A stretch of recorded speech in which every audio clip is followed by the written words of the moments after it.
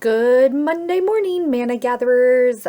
It is the first week of November. Hard to believe we've just run fast paced through this year 2020, and I know many of us are looking forward to getting to 2021 and putting all this pandemic year behind us. But not only is it the first week of November, but here in the United States, it is election week here, and we cannot ignore that. It's all over the news. I feel like that's all people are talking about. So I thought we would not completely ignore what's going on in our world and just look at Scripture, but we look at Scripture in light of what is going on in our world, and turn to one of Israel's most wise or wisest kings. He's known for his wisdom, King Solomon. Yes, he was human and certainly had a lot of faults like his father King David did, but we remember him, we remember Solomon all these thousands of years later as a wise king who probably wrote not only Song of Songs but also Ecclesiastes. So this week we are turning to Ecclesiastes 9:17 through 18. Hear these words today in the Message translation of the Bible. The quiet words of the wise are more effective than the ranting of a king of fools. Wisdom is better than warheads, but one hothead can ruin the good earth. I daily see the church doing all kinds of good in our world, bringing healing and hope to so many. I love the church. That's why I serve the church through my vocation.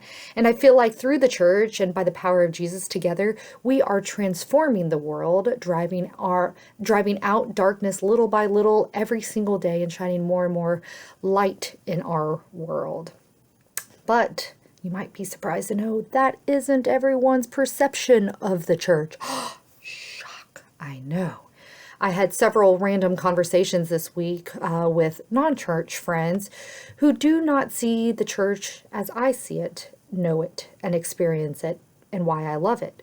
They see the church bringing more harm than good to our world.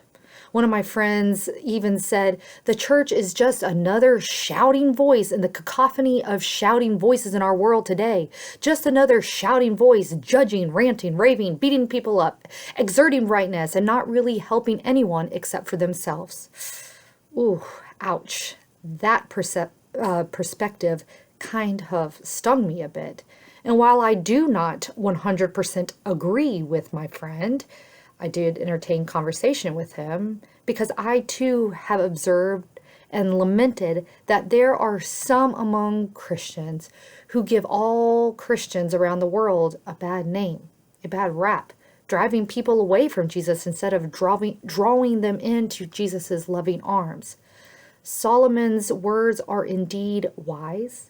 They are also timeless and appropriate always, but especially during these days that fewer and fewer people are coming to church. If you go to church and you're on any kind of leadership committee or team, you hear that a lot.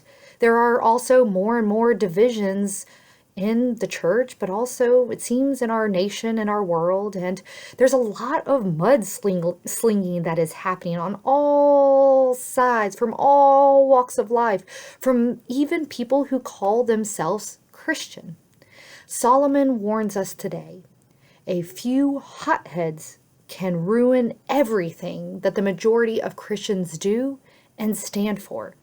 Jesus warned the early Christians of this also more than 1,000 years after King Solomon wrote these words in Ecclesiastes 9.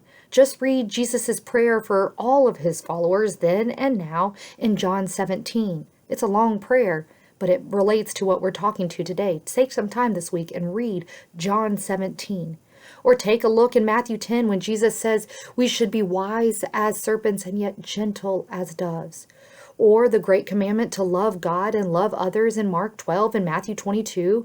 Paul also carries this warning, shares this warning of Solomon in Romans 16. He says, watch out for those who cause divisions and create obstacles contrary to the doctrine that you have been taught. Avoid them, says Paul. In other words, watch out for hotheads.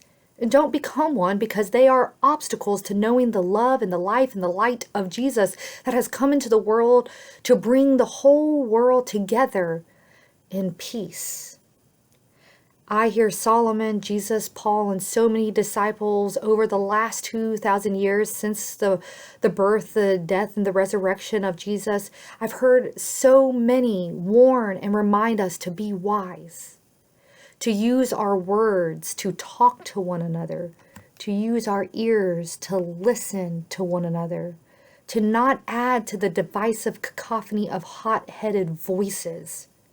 So be mindful this week of who you are before you react in anger or with a loud shouting or with any kind of put down or rant or rave. Stop. Remember whose you are, and because of whose you are God's.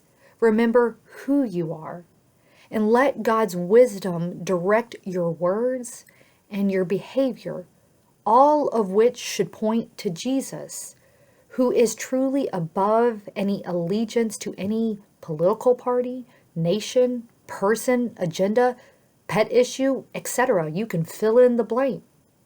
Your life should point to Jesus. Do your words do that? Do the way you deliver your words do that? Does the way you listen to even those people you might disagree with do that? Let's bring back breath prayer this week, because we are going to need it.